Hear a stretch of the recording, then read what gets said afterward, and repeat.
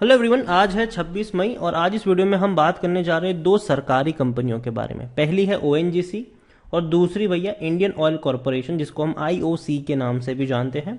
दोनों के ही शेयर्स में अगर आप देखो तो लंबे समय से कोई इतना बड़ा मूव देखने को मिलता नहीं है। रीजन ये है कि कंपनी जो है वो अपने प्रॉफिट का एक बहुत बड़ा हिस्सा डिविडेंड के तौर पर दे देती है, जिसकी वजह से शेयर प्राइस में आपको कोई बहुत बड़ा मूव देखने को कतई नहीं मिलेगा। लेकिन हाँ, अगर आप डिविडेंड काउंट करोगे तो भैया डिविडेंड में काफी कुछ पैसा यहाँ पर निकल चुका है। वीडियो में डिस्कस करेंगे कि हाल फिलहाल में इन दोनों ही कंपनियों में चल क्या रहा है, खरीदारी के मौके हैं कि नहीं, और खास करके ओएनजीसी में बहुत सारी चीजें चल रही है तो उसके बारे में भी डिस्कस करेंगे।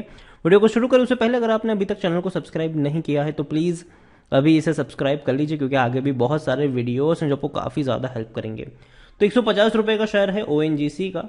आज मार्केट में अच्छी तेजी थी, हालांकि ये टूटा जरूर था लेकिन बाद में अच्छे खासे रिकवरी बाद में दिखाई जरूर यहां पर, लेकिन पॉजिटिव में नहीं आ पाया। एक महीने में अगर हम देखें तो 8% की गिरावट तो यहां पर भी है।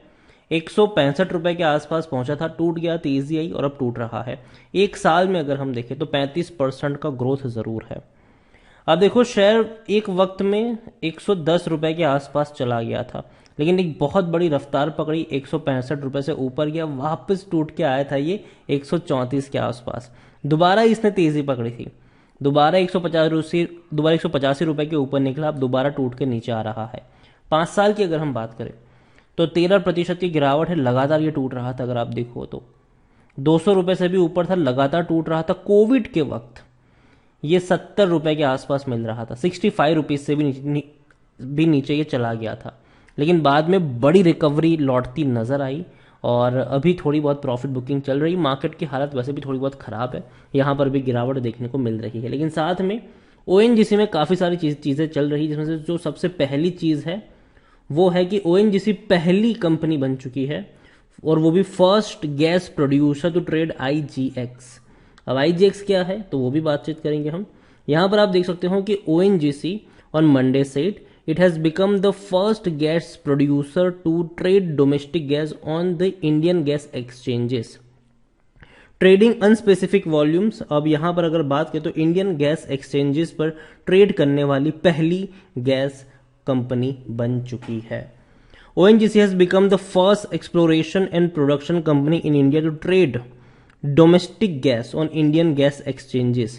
जो पहली ट्रेड, ऑनलाइन ट्रेड जो हुई थी वो 23 मई को हुई थी। यहाँ पर एक बहुत बड़ी बात है, कंपनी के जो डायरेक्टर है उनकी तरफ से ये स्टेटमेंट भी आया था।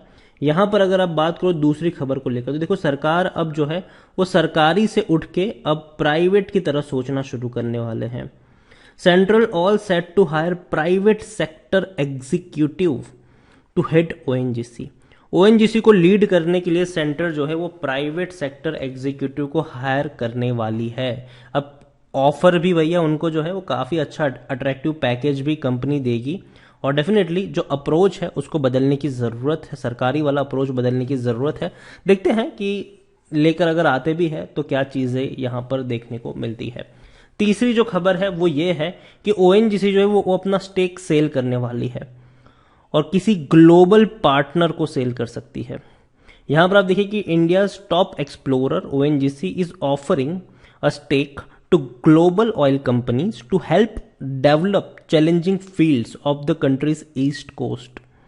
अब यहां पर कंपनी ने अभी तक ये नहीं बताया है कि कितना स्टेक वो ऑफर कर रही है पोटेंशियल पार्टनरशिप वगैरह के लिए, वो अभी तक बताया नहीं है, लेकिन देखते हैं क्या होता है इसका भी। ओएनजीसी में काफी अच्छी खबरें देखने को मिल रही है, और अगर आप देखो तो लार्ज कैप शेयर है, 1,90,000 करोड़ के आसपास का इसका मार्केट कैप है। वॉल्यूम देखें तो 1,28,00,000 से भी ज्यादा के इसमें वॉल्यूम्स नजर आए हैं। प्रमोटर सरकार ने बड़ी बिकवाली करी है, यहां पर 60.41% की सरकार की होल्डिंग थी, वो घट के 58.91 पर आ चुकी है। दूसरी तरफ एफआईएल्स ने खरीदारी करी है, 8.87% की होल्डिंग 9.91% पर आ चुकी है। म्यूचुअल फंड और इंश्योरेंस कंपनी ने बिकवाली करी है, 6.19% की होल्डिंग 6% पर आ चुकी है म्यूचुअल फंड की, और 10.96% की होल्डिंग 10.34% के आसपास देखने को मिल रही है। सरकारी कंपनी है तो जाहिर सी बात है प्रेसिडेंट ऑफ इंडिया सबसे बड़े प्रमोटर है और एक भी शेयर गिरवी नहीं है। 35 म्यूचुअल फंड स्कीम्स और 715 जितने एफआईएल्स का पैसा लगा है। एलआईसी यहां पर सबसे बड़ी हाईएस्ट पब्लिक शेयर होल्डर है, 9.73% की होल्डिंग है। ओएनजीसी को लेकर अगर आप देखो तो 33% लोग according to Moneycontrol user कह रहे हैं कि भैया बेचो और भाग जाओ यहाँ से, और बाकी हर कोई खरीदने की सलाह दे रहा है। यहाँ पर कंपनी में अगर आप देखो तो प्रमोटर के द्वारा डेफिनेटली बिकवाली हुई है, लेकिन कंपनी के रेवेन्यू भी अगर आप देखो तो वो भी कम हो रहे हैं।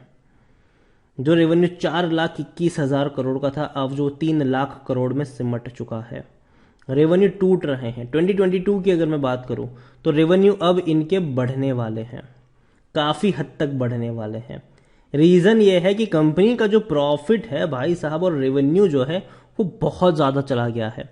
अगर मैं दिसंबर क्वार्टर की बात करूं तो 1,45,000 करोड़ से भी ज्यादा का रेवेन्यू था। सितंबर में 1,22,000 करोड़ से भी ज्यादा का रेवेन्यू था। 2 ही क्वार्टर में कंपनी का रेवेन्यू 2,70,000 करोड़ के आसपास नजर आया है। और एक्सपेक्टेड ये है कि अब जो 2022 के रेवेन्यू होंगे वो सबसे हाईएस्ट होंगे, और वो भी 5 लाख करोड़ के आसपास, जो अब तक का सबसे हाईएस्ट रेवेन्यू होगा। प्रॉफिट की भी बात करें तो जो 30,000-20,000 करोड़ के जो प्रॉफिट है वो भी बढ़ते नजर आएंगे, क्योंकि कंपनी के अगर मैं प्रॉफिट की बात करूं तो 11,000 करोड़ का प्रॉफिट दिसंबर में था और 18,000 करोड़ का प्रॉफिट सितंबर में था। कंपनी ने तकरीबन 30,000 करोड़ का प्रॉफिट सिर्फ 2 ही क्वार्टर में निकाला है, और डेफिनेटली अब प्रॉफिट आप देखोगे तो 50,000 करोड़ से भी ज्यादा के प्रॉफिट देखने को मिल सकते हैं आपको यहाँ पर। और कंपनी के डिविडेंड की मैं बात करूं तो जैसे कि मैंने कहा कि डिविडेंड से पैसा यहाँ पर अच्छा खासा निकलता भी है। फरवरी में मतलब अभी 2022 में कंपनी ने 1 रुपये 75 पैसे का डिविडेंड पे कर चुका है। पिछले साल कंपनी ने 5 रुपये 50 पैसे, 1 रुपये 85 पैसे और 1 रुपये 75 पैसे का डिविडेंड पे किया था। तो अच्छा डिविडेंड है, खराब डिविडेंड तो बिल्कुल भी नहीं है। अच्छा डिविडेंड पे आउट करने वाली कंपनी कह सकते हो आप इसको। 2020 में 5 रुपए का डिविडेंड भी पे किया था। बात करें बोनसेस की तो 2016, 10 और 6 में कंपनी बोनस भी पे कर चुकी है। बात करें स्प्लिट की तो 2011 में कंपनी स्प्लिट भी हो चुकी है। तो देखो ओएनजीसी का शेयर भले ही देखने में आपको 150 रुपए का लग रहा हो, लेकिन रीजन भी ये है कि कंपनी डिविडेंड और बोनस के थ्रू काफी हद तक टूट चुका है, मतलब काफी हद तक डिवाइड हो चुका है, ये आप कह सकते हो। ओएनजीसी के बारे में देखें तो खरीदारी करने के सही मौके के शेयर ओवरबॉट जोन में नहीं है। 11 का पी है जो काफी अच्छा है, क्योंकि सेक्टर पी 16 का है। सस्ता शेयर कह सकते हो आप इसको। 79% एनालिस्ट कह रहे खरीदारी करो। अगेन मैं कह दूं ओएनजीसी में आप ये एक्सपेक्ट नहीं कर सकते हैं कि 150 रुपए का शेयर 200 पे चला जाए, 250 पे चला जाए, 300 पे चला जाए, कि इसी के आसपास घूमता रहेगा। ठीक है, जब भी तेजी आएगी, क्वार्टरली रिजल्ट्स आएंगे, कंपनी डिविडेंड अनाउंस करेगी और शेयर वापस टूट जाएगा। क्योंकि देखो सरकार भी कहती है कि चलो भैया थोड़ा बहुत पैसा यहाँ पे आना, तो क्योंकि सरकार की होल्डिंग सबसे ज्यादा होती है यहाँ पर। तो अगर डिविडेंड का 5 रुपया भी 10 रुपया भी कंपनी पे करती है तो सरकार की तिजोरी जो है वो भरती रहती है इन्हीं पीएसयूज के डिविडेंड से। तो जनरली आपको देखने को मिलेगा कि सरकारी कंपनियां डिविडेंड बहुत ज़्यादा पे करती है, क्योंकि सरकार को भी पैसा जाता है इसका डिविडेंड का, क्योंकि ज़्यादा जो शेयर है वो सरकार के पास ही होते हैं। तो नज़र होनी चाहिए ओएनजीसी पर। यही कहूंगा कि 150 रुपए के नीचे मुझे ओएनजीसी का शेयर उतना महंगा नहीं लगता है, लेकिन हाँ साथ में ये भी कहना चाहूंगा कि मैं लॉन्ग टर्म की सलाह नहीं दूंगा यहाँ पर। अगर आपको डिविडेंड चाहिए तो लॉन्ग टर्म के लिए बन सकते हो। अगर आपको पैसा कमाना है तो शॉर्ट टर्म में आप चाहो तो थोड़ी बहुत खरीदारी करके प्रॉफिट अगर हो जाए तो निकलने में कोई दिक्कत की बात नहीं है, क्योंकि जब भी दौड़ेगा टूटेगा, जब भी टूटेगा दौड़ेगा। ये दूसरी कंपनी है इंडियन ऑयल कॉरपोरेशन। 114 रुपए के आसपास शेयर ट्रेड कर रहा है। एक महीने में अगर हम देखें तो एक महीने में इंडियन ऑयल कॉरपोरेशन के शेयर में तकरीबन 10% की गिरावट देख चुके हैं। 130 रुपए से टूटकर आया है और एक साल में देखा जाए तो सिर्फ 4% का ही ग्रोथ है। बीच बीच में काफी अप्स एंड डाउन से गुजरा हुआ शेयर है, और उसका रीजन ये है कि इंडियन ऑयल कॉरपोरेशन ने डिविडेंड के थ्रू काफी सारा जो पैसा है वो अपने निवेशकों में बांट दिया है, और यही वजह थी कि शेयर टूटा भी था। अगर आप डिविडेंड की बात करो तो आप देख सकते हो कि 2022 में 4 रुपए का डिविडेंड इन्होंने पे किया। 21 में तो कई बार इसने 4 बार इसने डिविडेंड पे किया, 5 रुपए का, 1.5 रुपए का, 3 रुपए का, 7.5 रुपए का। तो सिर्फ और सिर्फ इसका जो डिविडेंड है वो ही पिछले साल 2021 में सिर्फ इसका डिविडेंड 17 रुपए का हो गया यहाँ पर। अब सोचिए 100 रुपए का शेयर, 120-130 रुपए का शेयर, और 17 रुपए का इसने डिविडेंड पे कर दिया।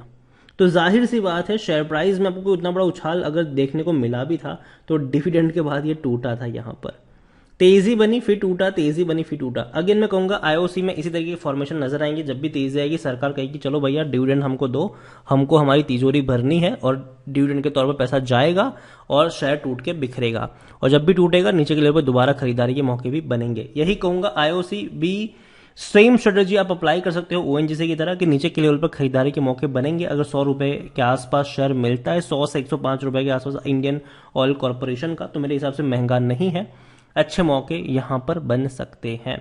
ओएनजीसी भी 140 रुपए 145 का रेंज अगर देखने को मिलता है तो वहां पर भी खरीदारी के मौके बन सकते हैं। नजर होनी चाहिए दोनों ही कंपनी के ऊपर। और अगेन कहूंगा, शेयर प्राइस में उतना बड़ा उछाल आप एक्सपेक्ट नहीं कर सकते हैं। यहां पर जो पैसा बनता है, जो कमाई होती है, वो डिविडेंड के थ्रू होती है। वीडियो को यहीं पे एंड करूंगा। पसंद आया हो तो लाइक करें, शेयर करें। चैनल पर अगर पहली बार आए तो प्लीज सब्सक्राइब करें। और इंडियन ऑयल कॉर्पोरेशन के बारे में आप क्या सोचते हैं वो भी आप मुझे कमेंट में लिखकर बता सकते हैं। Thank you.